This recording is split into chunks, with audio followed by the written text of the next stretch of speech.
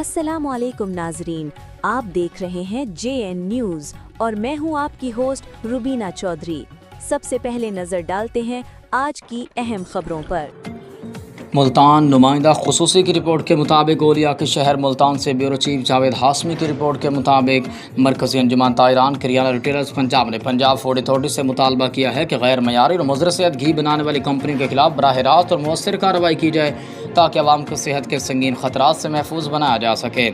उनका कहना था कि असल जिम्मेदारान यानी घी बनाने वाली कंपनी और मैन्युफैक्चरर्स के खिलाफ सख्त कानूनी कार्रवाई की जाए ताकि नक्स और मुज़र सेहत घी की पैदावार को जड़ से ख़त्म किया जा सके। उन्होंने मज़ीद कहा कि सिलसिले में सहूलतकारों सप्लाई चेन में शामिल अनासर पर भी कड़ी नज़र रखना ज़रूरी है जो गैर मयारी अशिया की मार्केट तक रसाई में किरदार अदा करते हैं। उन्होंने मज़ीद कहा कि अगर मैन्युफैक्चरिंग सतह पर सख्त इक़दाम किए जाएँ तो मार्केट में खुद ब खुद बेहतरी आएगी और आवाम को महफूज और मयारी खुराक की फराहमी मुमकिन हो सकेगी।